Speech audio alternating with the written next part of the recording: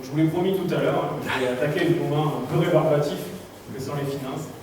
Je vais m'arrêter sur deux éléments. D'abord les finances à proprement parler, et par finances j'entends budget de la commune. On va voir nos idées là-dessus, et faire certains rappels surtout. Et ensuite, la partie économie de Boissé-Cojac, c'est-à-dire tous les professionnels du village. Au niveau des finances, il y a eu le cas il y a quelques années, il y a eu des problèmes d'approbation du budget au cours de ce mandat. Il y a eu des remises en cause de ce budget par la Cour régionale des comptes, qui en gros, pour faire simple, disait à Boissé-Cojac, vous avez un certain montant de recettes, vous n'avez pas l'investissement qui correspond à ces recettes-là. Et là, on remarque de la Cour régionale des comptes. Donc nous, ce qu'on vous propose, c'est optimiser ce budget communal. Donc quand on dit optimiser, c'est en aucun cas augmenter les impôts. Je me répète, contrairement à ce qu'on peut peut-être vous dire ou ce que la rumeur peut nous traiter, on ne veut pas augmenter ces impôts, on veut simplement les utiliser différemment. Les utiliser de manière pertinente, efficace. Un exemple pour cela, comme je vous l'ai dit, la commune manquait d'investissement. C'est un constat qu'a fait la Cour régionale des comptes.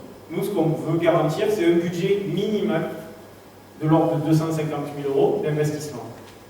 Attention à ce qu'on a pu vous dire récemment, vous écrire, faites des additions, vous verrez que certains nous reprochent d'avoir beaucoup d'idées, mais je garderai le résultat de l'addition. Au niveau de cet investissement, c'est pas forcément très clair là, mais je vais vous le résumer. On a trois éléments principaux, on vous les a détaillés. La première des choses, c'est continuer à désendetter entre guillemets la commune, c'est que la commune continue à rembourser ses emprunts qu'elle a déjà, qui ont été contractés par le passé, ce qui est un cycle totalement normal, on va dire. Une fois ces étapes-là incontournables, notre investissement, il va s'orienter principalement sur deux points, les bâtiments communaux et tout ce qui va être voirie et éclairage public. Tout ce que vous ont résumé Christelle notamment et François il y a quelques instants. Un but simple, faire converger nos finances et nos idées. Et je me répète, sans toucher aux deux. La deuxième partie donc, sur laquelle je voulais intervenir, c'est l'économie au sens large, l'économie des entreprises sur Boissé-Cojac. On a différents objectifs. Le premier, on l'a déjà mis en place. On l'a déjà mis en place depuis quelques semaines pendant notre campagne. C'est rencontrer et dialoguer avec les différentes entreprises, que ce soit les commerçants, les artisans, les professions libérales. On en a rencontré beaucoup, pas tous malheureusement, on n'a pas eu cette chance-là. On a rencontré des commerçants, des indépendants, on a rencontré les professionnels des deux zones artisanales également.